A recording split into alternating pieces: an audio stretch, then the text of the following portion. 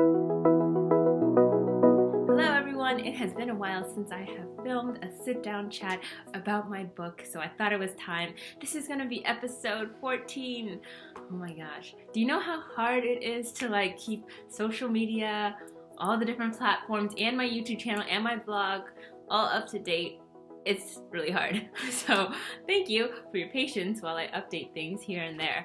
I wanted to talk about my latest updates. So the exciting news is that now I have a paperback version of my book. And okay, it might not sound that exciting, but it was a process. So let me start off by catching up the people who are new to my channel.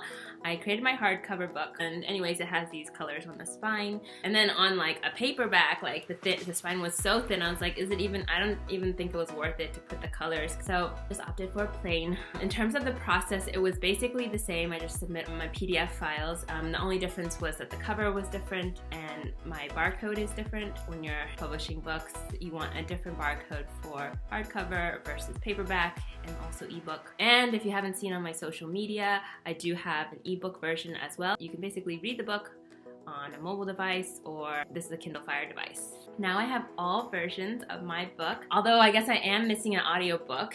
I was thinking about recording the audiobook version, trying to just find a location to record, because if I record it on my own at home, I don't know, I don't think the audio quality will be that great. So I was looking for a professional studio to do it at.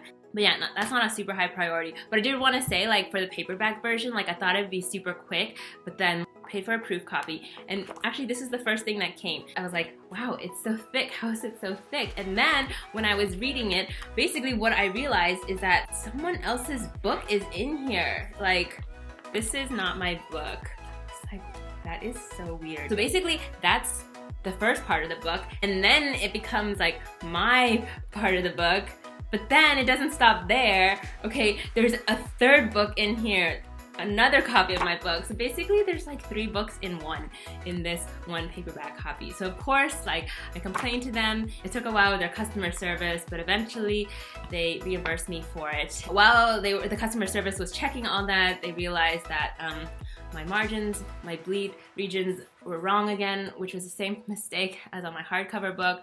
Basically, when I generated the PDF, I forgot to include the bleed regions. There's some white edges on the borders of the book. So anyways, it was all fixed. It just took several weeks for everything to come. Once I approved this copy, then I enabled it for distribution. So I pushed it to retailers like Amazon and whatever bookstores could buy it. It takes an additional couple of weeks for it to upload in the catalog on Amazon. So yesterday I checked and it's finally up there. So yeah, now my paperback, hardcover, and ebook are all available on Amazon. Whew. While we're here, I wanted to share this picture. At Storytime, I hand out a coloring page. It's adapted from the first page of my book, and the kids just color it in. And so one girl finished coloring hers in, she got another coloring page, and then gave it to me and said it was for me. So yeah, I've kept it, and I like the two-toned hair color here. It's very creative, so that was very sweet. 2 things about the book that I haven't really shared a lot with people.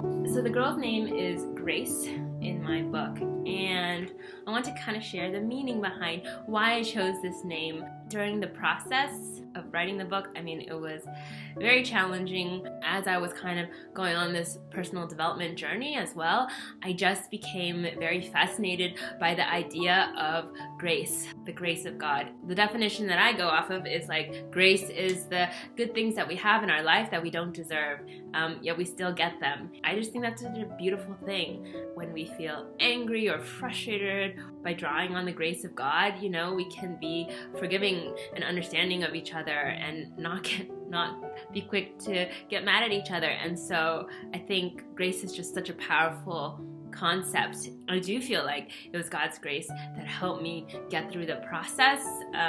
He brought people into my life to support me. Somehow the pages started getting done one by one, and then books got published, people got books, they shared it with their friends, people kept popping out babies and getting it for their friends. I did story times, mostly through connections, my friends would be like, oh, you should talk to this person, and then I would do a story time, and so a lot of it just unfolded kind of in ways that I didn't expect. So like the fact that her name is Grace is just a reminder to me of how this whole thing, this whole journey is like a beautiful gift, I feel like, from God. I owe it to this little girl here. The second thing I wanted to kind of dive into a little more detail on is my dedication page. So on my dedication page it says, dedicated to the people who made me feel like my voice mattered. You helped me find the courage inside myself to write this book. I just have a lot of emotions about this dedication page, not even just throughout the book journey, but throughout my whole life.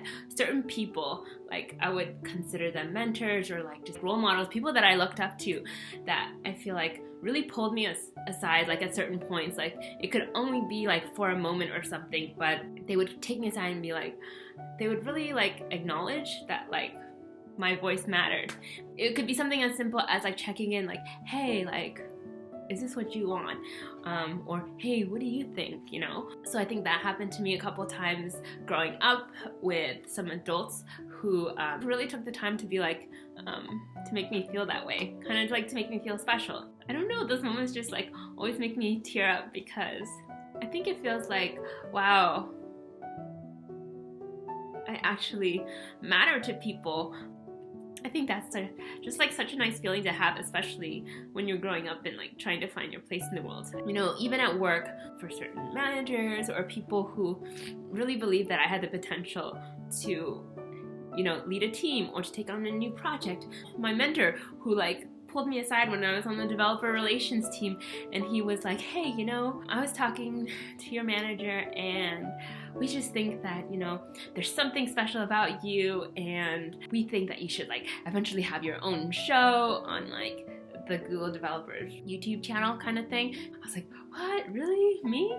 And I don't know, I think those moments always just like make me tear up when people say that, like they just express like a really genuine emotion that they believe in me. So the second part of like, you helped me find the courage inside myself to write this book.